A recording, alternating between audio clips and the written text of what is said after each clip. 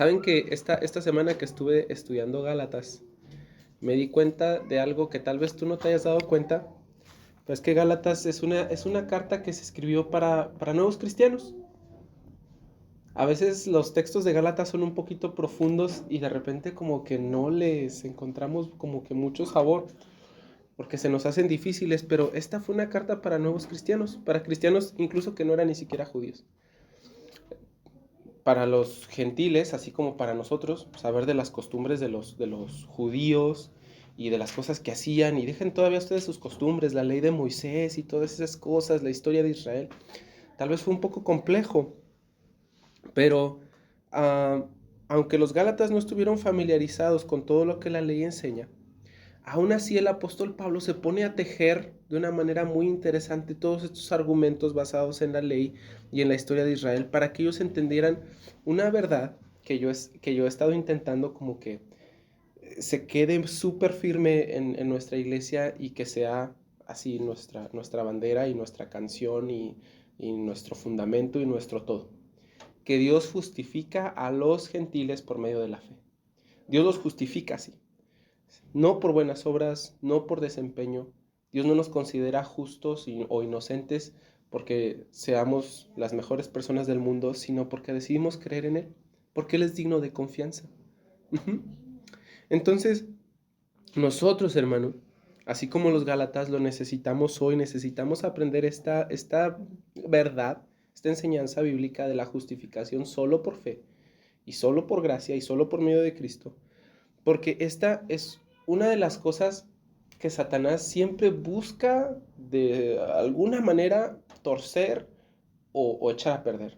Yo creo que hay varias cosas, por ejemplo, la veracidad de la Biblia, la deidad o la resurrección del Señor Jesús, pero especialmente el Evangelio. Satanás ha estado buscando cómo mermarlo y cómo torcerlo un poquito, de modo que suene bien, pero diferente, y de modo que nosotros podamos abandonar este único camino de salvación que es justicia solo por fe. Justicia solo por fe. Todas las demás formas de religión, incluso los cristianismos falsos, te dicen que vas a tener que creer. Sí, creer en Jesús es importante, pero también vas a tener que hacer algo. El cristianismo bíblico no es así. El cristianismo bíblico es que Dios nos salva y nos justifica solo por medio de la fe, por creer en Él, como lo hizo con Abraham. Así que vamos de regreso a Gálatas, por favor. Los animo a ir para allá al capítulo 3. Y hoy, precisamente porque estuve viendo esta parte de que Gálatas es una carta para nuevos creyentes, intenté. Yo sé que algunas veces no soy muy simple de entender, pero estas veces intenté con un esfuerzo extra hacerlo súper simple. ¿Sale? Entonces vamos a Gálatas 3 y si el Señor nos permite, hoy terminamos el capítulo 3. Vamos al capítulo 19 y vamos a leer hasta el 29. Dice así la palabra de Dios. Entonces, ¿para qué sirve la ley?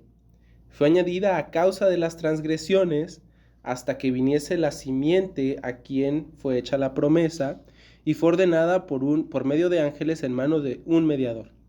Y el mediador no es de uno solo, pero Dios es uno.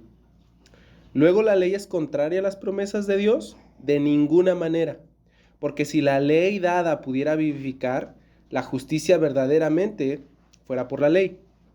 Mas la Escritura lo encerró todo bajo pecado, para que la promesa que es por la fe en Jesucristo fuese dada a los creyentes.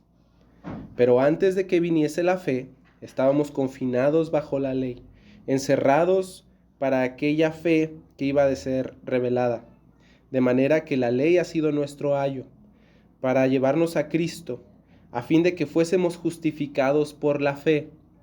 Pero venida la fe, ya no estamos bajo ayo, pues todos sois hijos de Dios por la fe en Cristo Jesús. Porque todos los que habéis sido bautizados en Cristo, de Cristo estáis revestidos.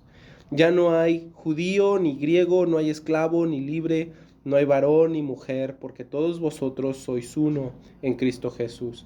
Y si vosotros sois de Cristo, ciertamente el linaje de Abraham sois y herederos según la promesa. Vamos a ver.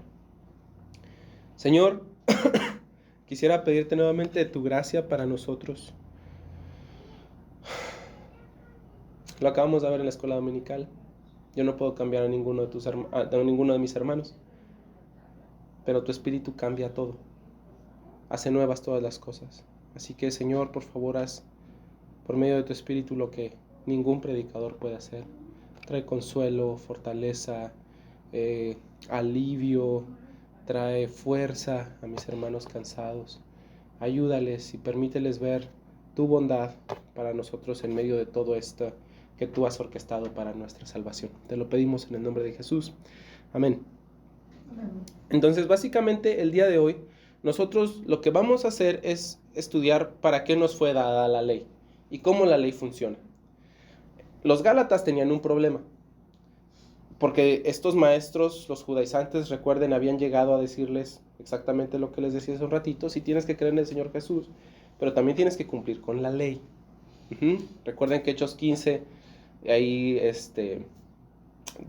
nos enseña que los judaizantes decían: bueno, si no te circuncidas, tú no puedes ser salvo. Y el problema era que cuando no había ley, pues Dios justificó a Abraham solo por la fe y hizo un pacto con él, como lo vimos la semana pasada. Pero conforme fue avanzando el tiempo y avanzó la nación de Israel y creció, Dios los llevó hasta el Sinaí y les dio una ley para obedecer.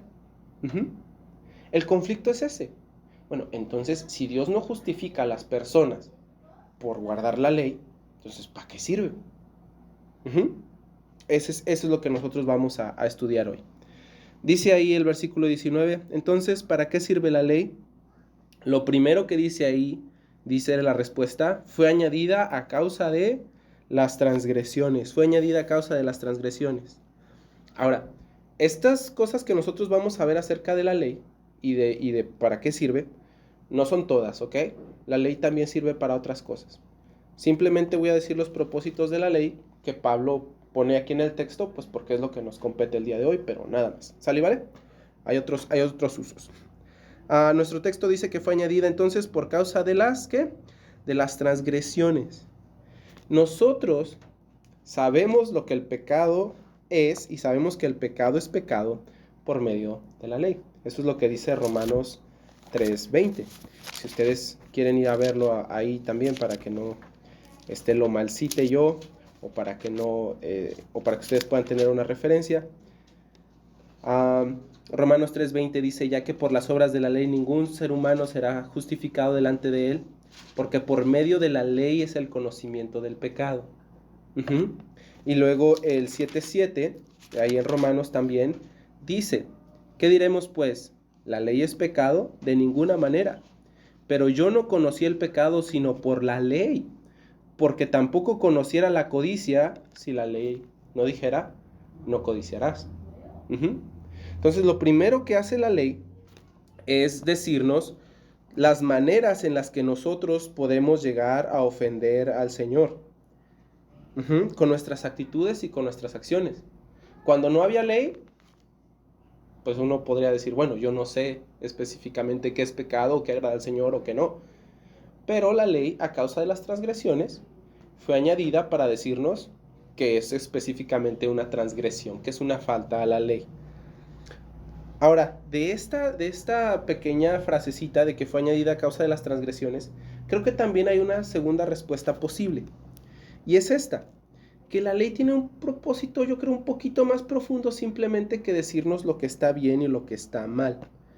Tiene la intención de hacer que los hombres entiendan que son eso, transgresores, que han ofendido a Dios y que ellos son culpables. Vean por otra vez, si pueden regresar a Romanos, vean lo que dice Romanos 5:13.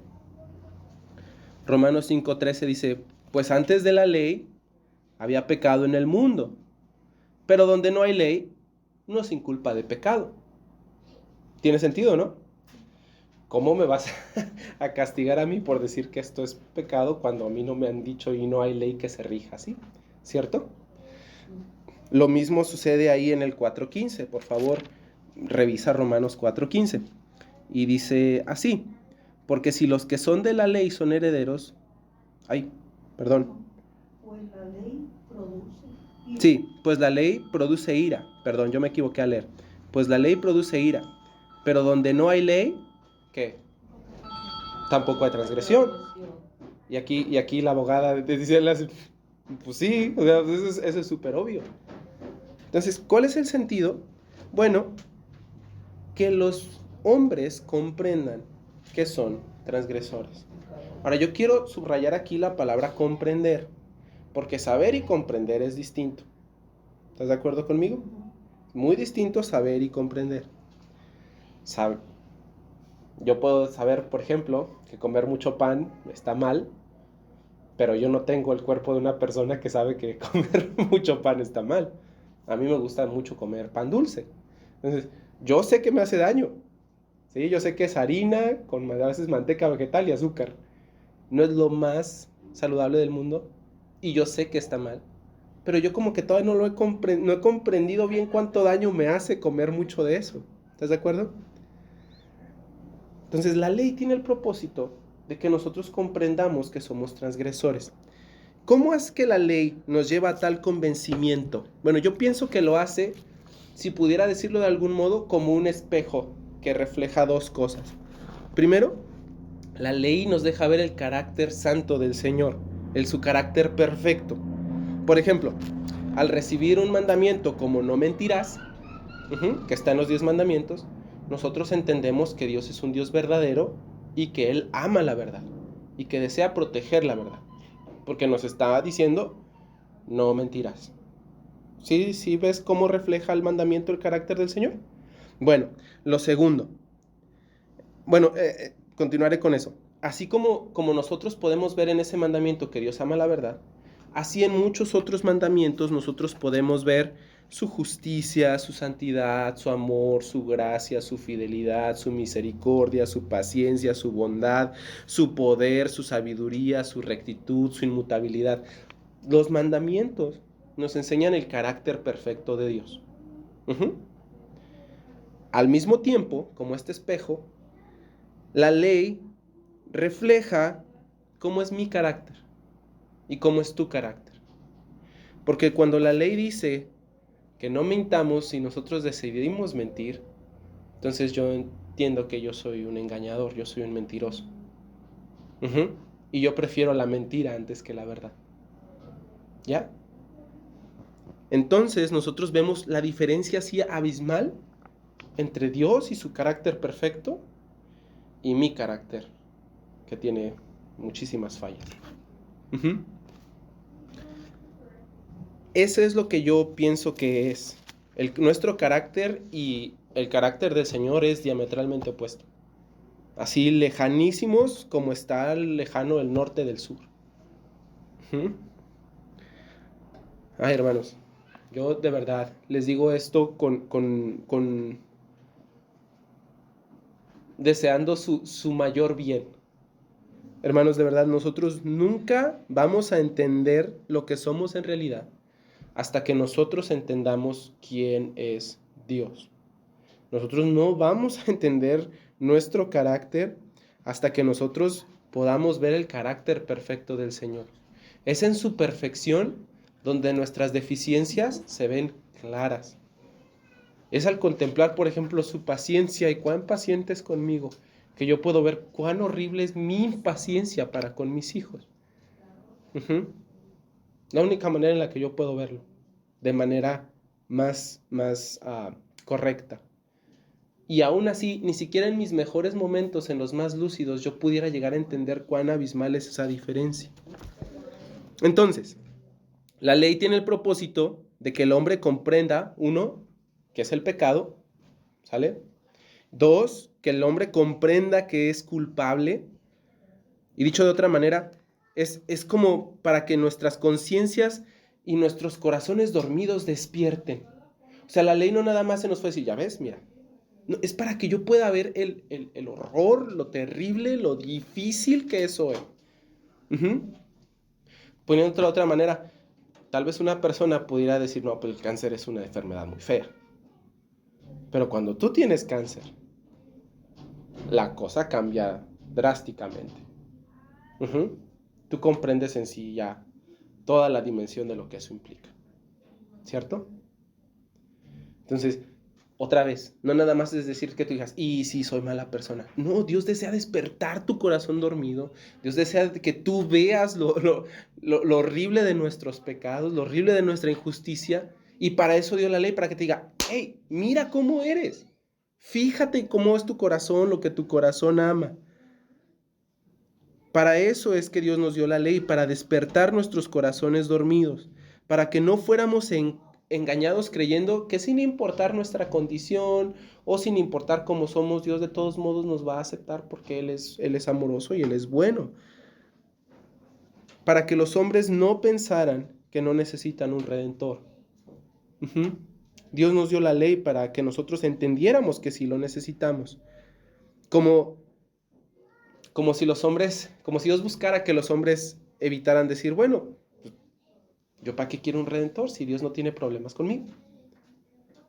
Pero cuando vemos la ley, vemos que Dios sí tiene problemas con nosotros. Y que como dice el Salmo 7:11, Él está enojadísimo contra los malvados todos los días. Todos los días, lleno de ira, dice ahí, airado. Entonces, pues sí, la ley fue dada para eso. Fue añadida a causa de las transgresiones, para despertar nuestro corazón a nuestros pecados. Ahora, ahí hay un cachito más en Gálatas 3, especialmente en el versículo 19, que dice, ¿para qué sirve la ley? Fue añadida a causa de las transgresiones, ya hablamos de eso, pero también dice, hasta que viniese la simiente a quien fue hecha la promesa. Un tercer propósito de la ley, pienso yo, es crear una expectativa. Porque la ley no se nos fue dada para siempre. No se nos fue dada hasta, dice ahí, hasta que viniese la simiente. La ley, entonces, tiene la intención de crear una expectativa de que iba a venir una simiente, dice ahí, a la que le fue hecha una promesa. ¿Cuál es esa simiente y cuál es esa promesa? Bueno, dice ahí Gálatas 2:16, dice que a Abraham le fueron hechas las promesas, ¿cierto? De una descendencia sin fin. Y a su simiente, dice, no dice a las simientes como se hablase de muchos, sino como a uno, dice, a tu simiente. ¿Cuál es la simiente ahí, dice? El cual es Cristo. La ley tenía tiene la intención de crear en nosotros la expectativa de un Salvador, de un Redentor. Hasta que viniese la simiente, que la simiente es Cristo. Entonces, la ley no es el fin de la salvación y la ley no es el medio para la salvación. El uso que Dios le dio a la ley es que los hombres, al notar su condición delante de la santa majestad de Dios, pudieran despertar a la expectativa del Mesías Salvador, que buscaran ayuda en Dios. Dios dio la ley para eso. Alguno de nosotros preguntará y va a decir, bueno, entonces la ley ya no está en uso, la ley ya se canceló, porque ya vino el Señor Jesús. Entonces ya nosotros no deberíamos de estudiar la ley, ni aprender de la ley, ni seguir la ley. No. De hecho, nosotros aprendimos en el Sermón del Monte, en Mateo 5:17, que el Señor Jesús dijo, yo no vengo para abolir la ley, yo no vengo para invalidarla, yo vengo para cumplirla. Y el Señor Jesús fue el perfecto cumplimiento de la ley. De eso hablaremos después, porque no nos compete tanto al texto, pero no es así. Nosotros, la ley sigue siendo en uso. La ley nos enseña cosas buenas. Les decía al inicio del sermón, la ley tiene muchos otros propósitos más que simplemente enseñarnos nuestro pecado. ¿Sale? Por ahora lo dejaré aquí.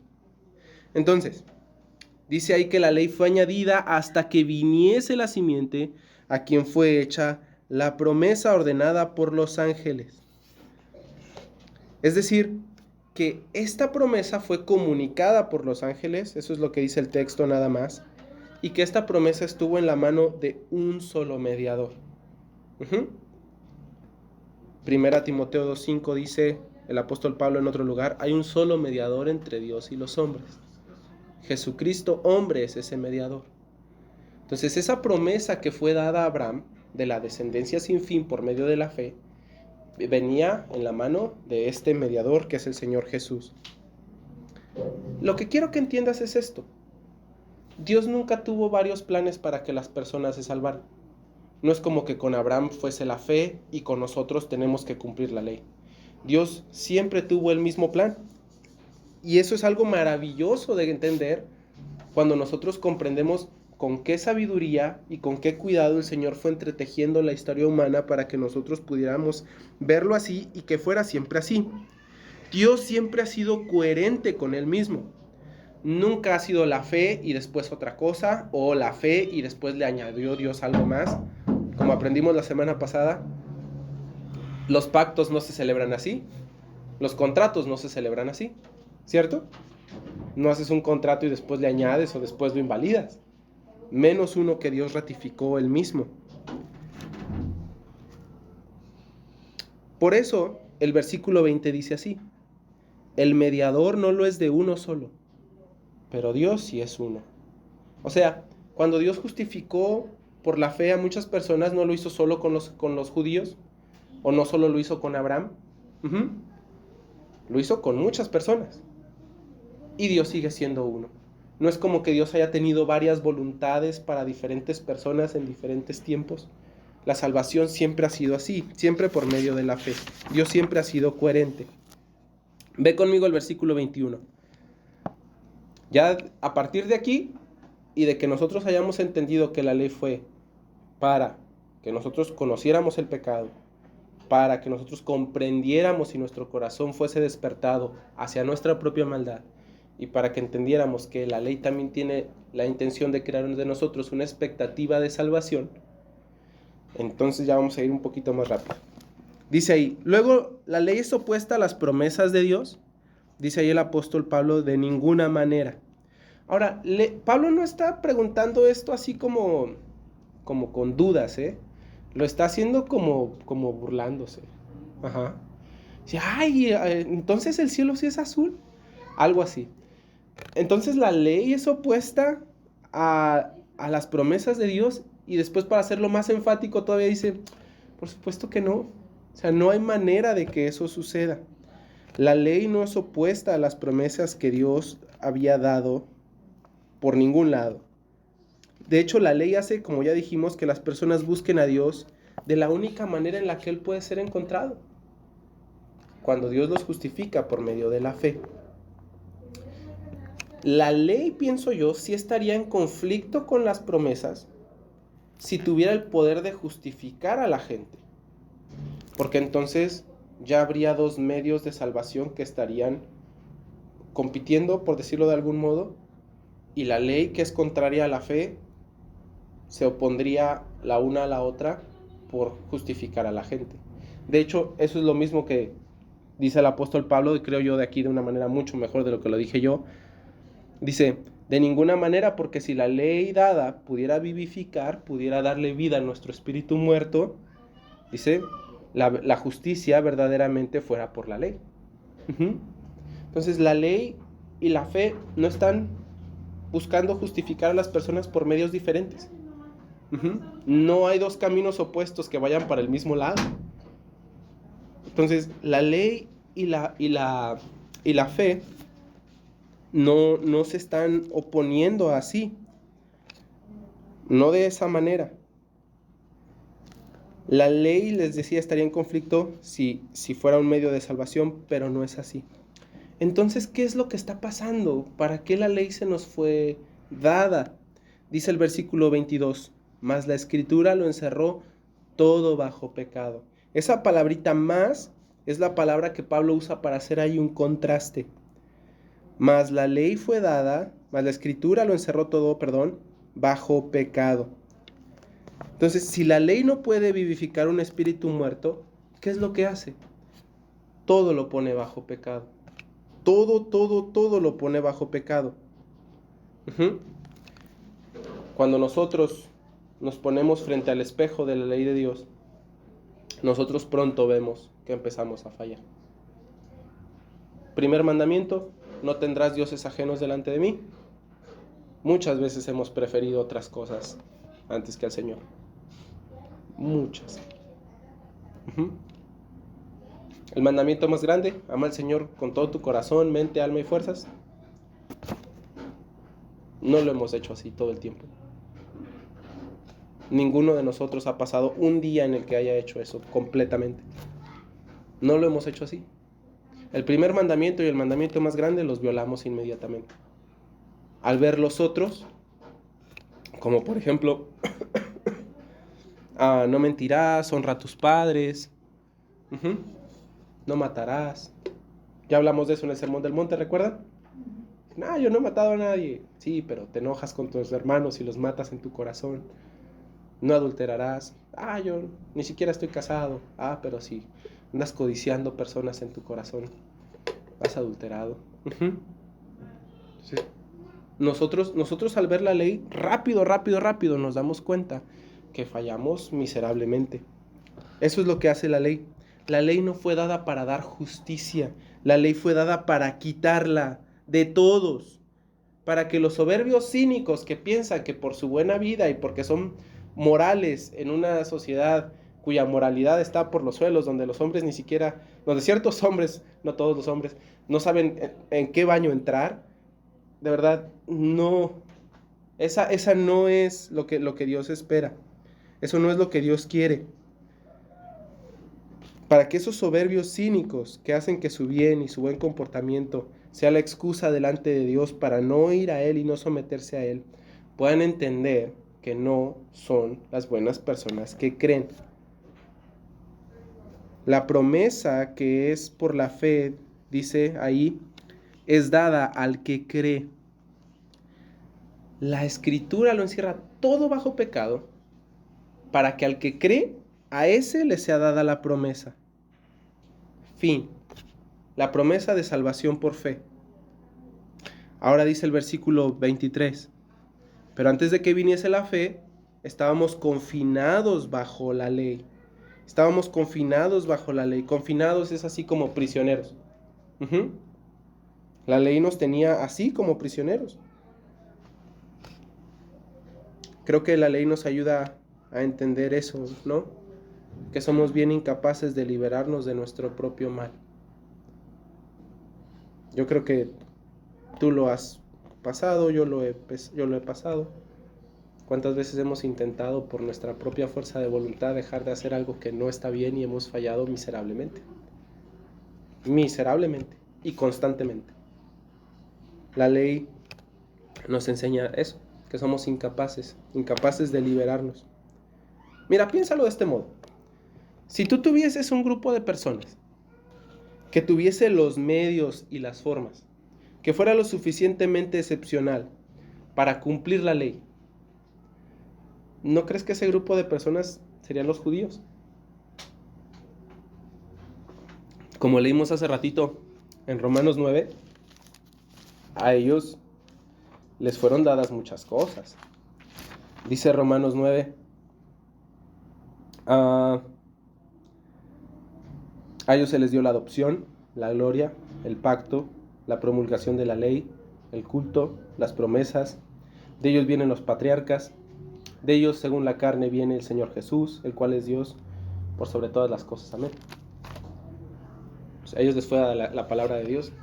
Si un grupo de personas fuera lo suficientemente excepcional como para cumplir la ley, creo yo que serían los judíos. Los judíos vieron obrar a Dios sacándolos de Egipto, ¿cierto? Vieron de primera mano cosas que tú y yo nada más nos podemos imaginar.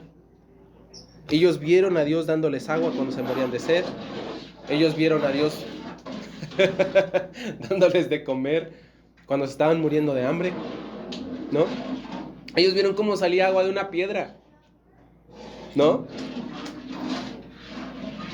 Sin embargo, nosotros vemos a los judíos una y otra vez fallando. Mira, si puedes, ve conmigo a Éxodo 24. Porque quiero decirte lo que pasó en el momento en el que ellos recibieron la ley. No lo voy a leer, pero quiero nada más que veas si tu Biblia tiene pequeños subtítulos, quiero que veas ahí los títulos de los párrafos desde 24. Pero quiero que vayas desde Éxodo 20. Mira, en Éxodo 20 ahí según lo que dice el subtitulito, Dios le dio a los israelitas los 10 mandamientos, ¿cierto? ¿Sí? Y luego en el capítulo 21, Moisés explica las leyes sobre los esclavos, las leyes sobre los actos de violencia, las leyes sobre las responsabilidades de los amos y los dueños. En el capítulo 22, las leyes sobre la restitución. A la mitad del capítulo 22, las leyes humanitarias. En el capítulo 3, ya avanzado, sobre las 3 fiestas anuales que debían de guardar. Y al final, y al inicio del capítulo 24, dice que Moisés y los ancianos van al monte. Y mira lo que dice el versículo 3. Y Moisés vino y contó al pueblo todas las palabras de Jehová y todas las leyes. Y todo el pueblo respondió a una voz y dijo: haremos todas las palabras que Jehová ha dicho. Sí, lo que Dios ha dicho, toda su ley, sí, la vamos a guardar. Entonces dice el versículo 4 que Moisés escribió todas las palabras de Jehová, que se levantaron, que edificaron un altar, que hicieron sacrificios de paz para sellar ese pacto. Y en el versículo 7 dice otra vez: y tomó del libro del pacto y lo leyó a los oídos del pueblo, el cual dijo: haremos todas las cosas que Jehová ha dicho y lo obedeceremos. Y conforme ustedes van avanzando en la historia del Éxodo, nosotros vemos al pueblo de Israel una y otra y otra y otra y otra y otra vez fallando. La ley nos enseña eso. Somos incapaces de liberarnos de nuestro propio mal, de nuestro propio pecado. La ley no hace eso por nosotros. En ese sentido, yo quiero que seas muy consciente de cómo le hablamos a veces a nuestro corazón. Porque a veces decimos: no, es que tengo que hacer X, ¿cierto? Especialmente con las cosas de Dios. No, es que tengo que Y. Es que tengo que Z. Pero la ley, la obligación, nunca va a cambiar tu corazón. Jamás. Porque la ley no tiene ese propósito. La ley tiene el propósito de que te des cuenta que estás bien necesitado. Bien necesitado. De su ayuda, de su misericordia, de su gracia, de su poder. No puedes liberarte. Te ves tu carácter y dices: no. No, eso no está bien.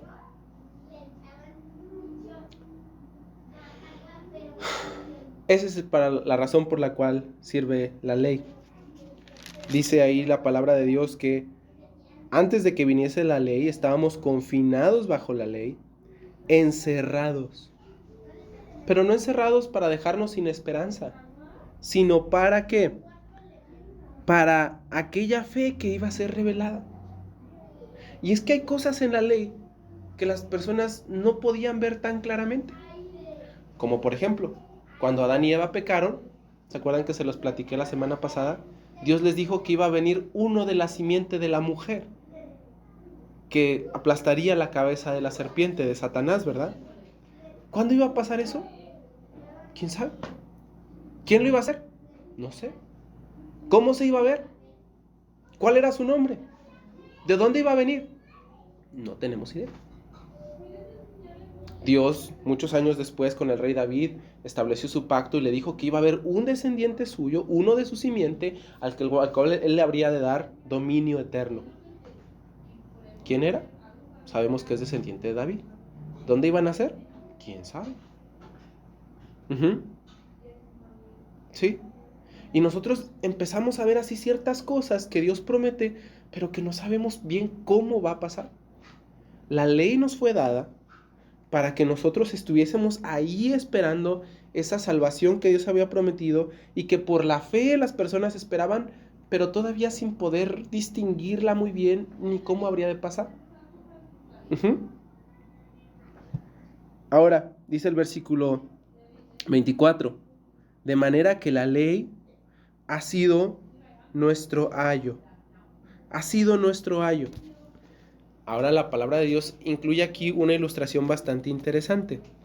y nos explica cómo la ley nos lleva a Cristo. Si usted no sabe lo que es un ayo, le platico. El ayo era un esclavo responsable en una casa del cuidado, de la crianza y de la educación de un niño.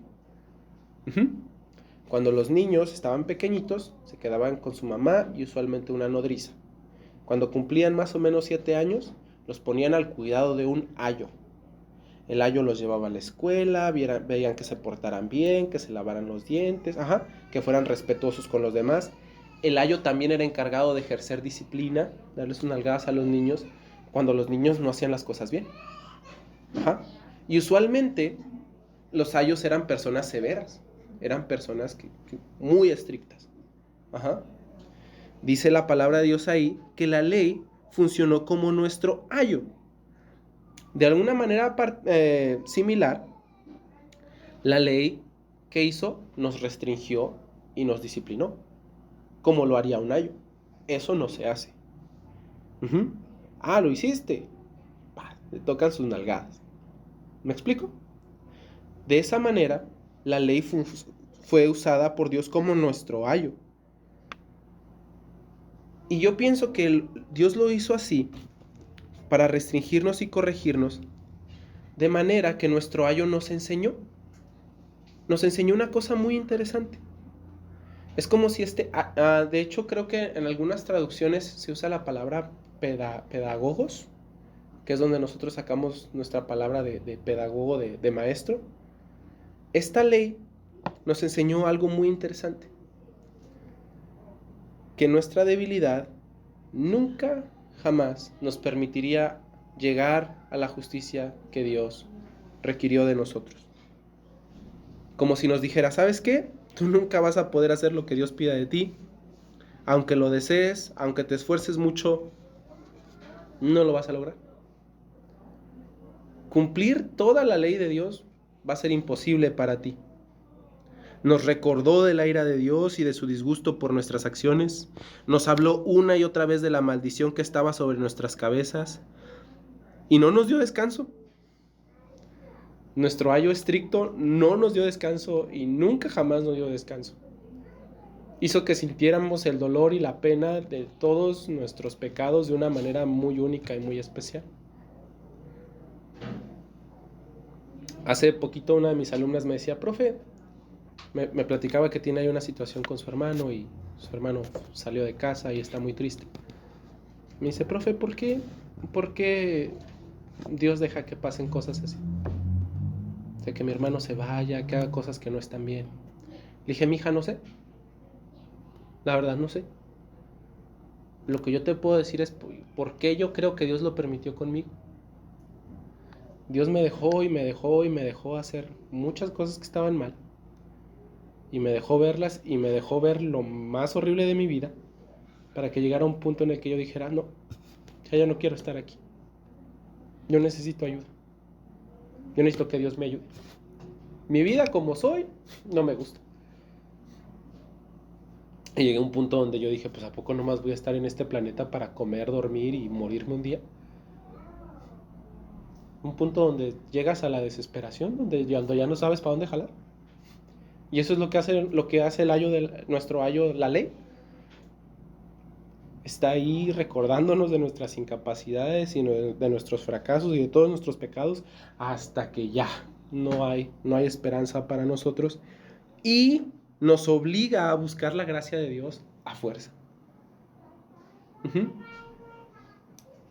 Pero mira, no es como que si el ayo nos deja sin esperanza. Nos deja sin esperanzas en nosotros, pero no sin esperanza alguna. No sé si me explico. O sea, no deja que tú confíes en ti mismo, sino que te ayuda con esa exigencia y con esa disciplina, te ayuda a poner tus ojos en el lugar correcto. Yo no puedo encontrar esperanza en mí.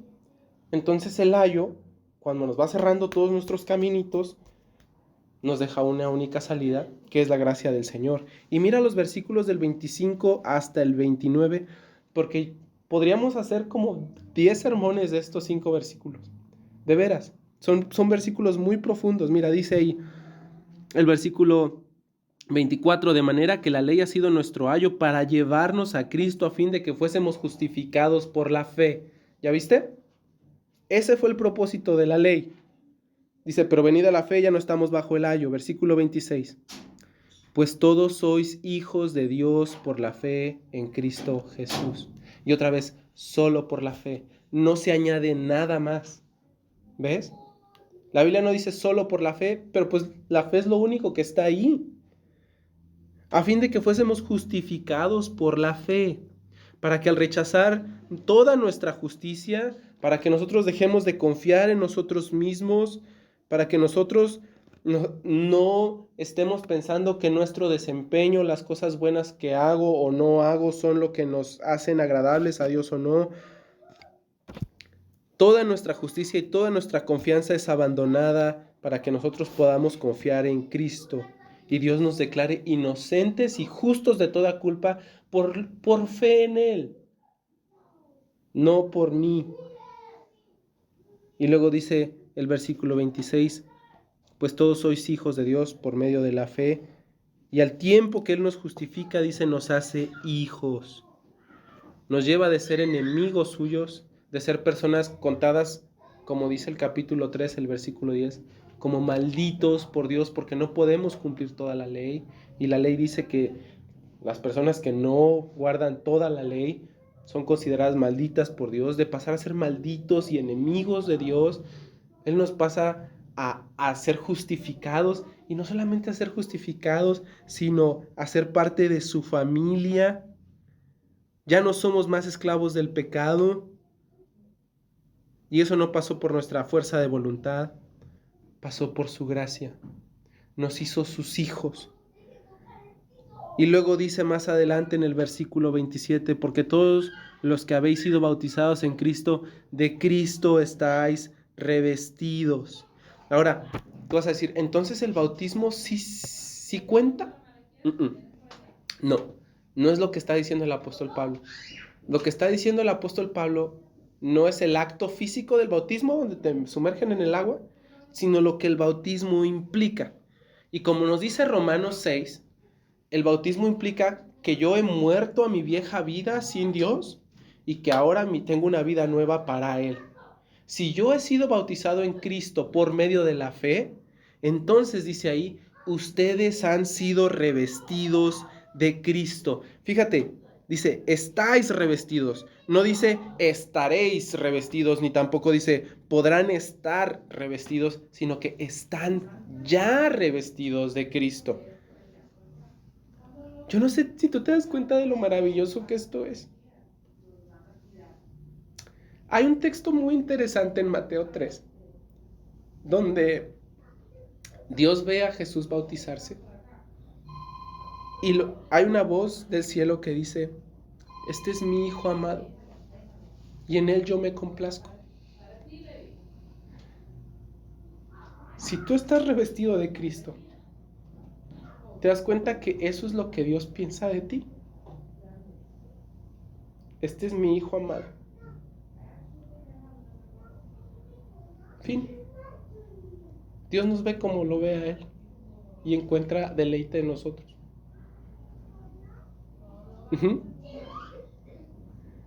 Eso es una cosa bien profunda. ¿Eso significa que nosotros tenemos igualdad con el Hijo de Dios? No, no estoy diciendo eso. ¿Eso significa que a Dios ya no le importa nuestro pecado y siempre nos va a ver genial aunque seamos las personas más viles y del mundo? No, tampoco estoy diciendo eso. Pero lo que sí estoy diciendo es que en un sentido, muy sencillo y muy profundo, todo lo que Jesús es, se nos fue dado a nosotros. Y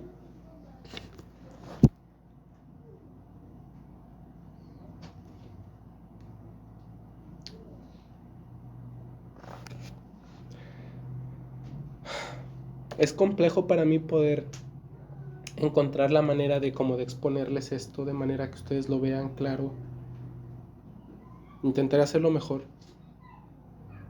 Pero por favor, piensa que toda la justicia de Jesús, todo lo que Jesús hizo bien, todo lo que tú no pudiste cumplir de la ley, en Él se cumple. en Él se cumple. Y tú eres perfectamente aceptado por Dios y perfectamente amado por Dios, y Él encuentra deleite en ti por lo que Jesús ha hecho contigo,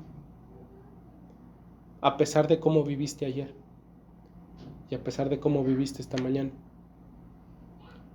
a pesar de todas las veces que lo ignoraste y a pesar de todas las veces que hiciste mal esta semana. Él encuentra profundo deleite en ti porque estás revestido de Cristo.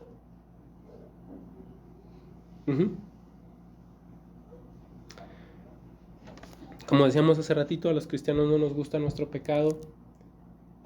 La verdad no lo deseamos.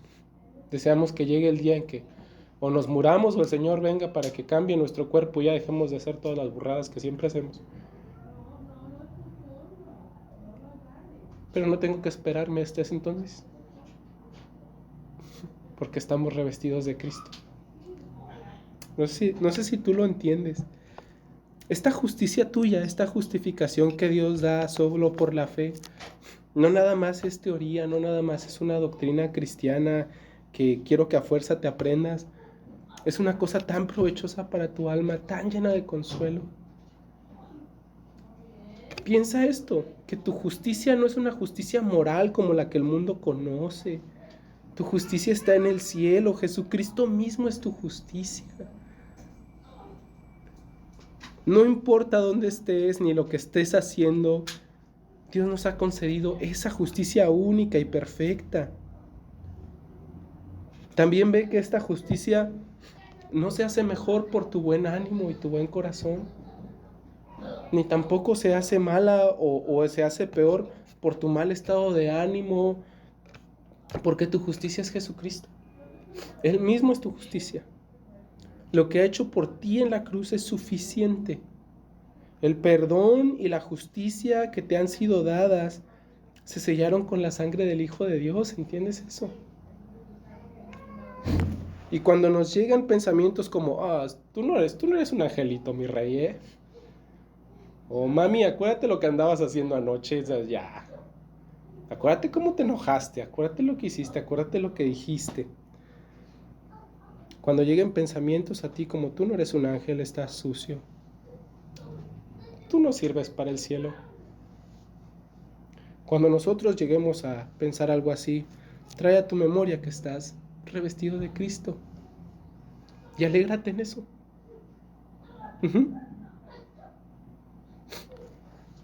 Ahora, como conclusión, yo quiero leerles un pasaje que está en Colosenses.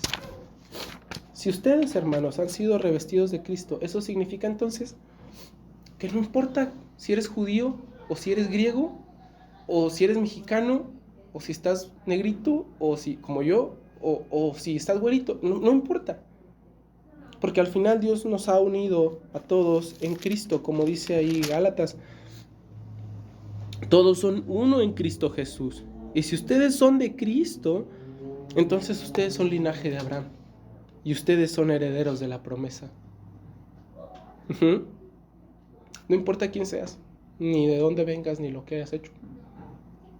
No importa si eres la persona más X del mundo. Todos somos uno en Cristo, descendientes de Abraham y herederos de la promesa. Darle riqueza sin fin a una persona pobre que estaba maldita, destinada para morir por siempre sin ningún tipo de esperanza. Eso es lo que Dios hizo con nosotros. Eso es lo que Dios hizo con nosotros. Quiero leerte Colosenses 3:5.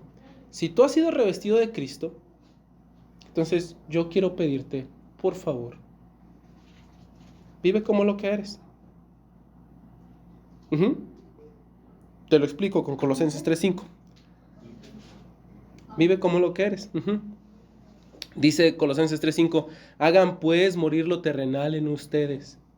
La fornicación, las impurezas, las pasiones desordenadas, los malos deseos, la avaricia, que es idolatría, cosas por las cuales la ira de Dios viene sobre los hijos de desobediencia, en las cuales ustedes también anduvieron en otro tiempo cuando vivían en ellas. Abandónenlas, háganlo morir.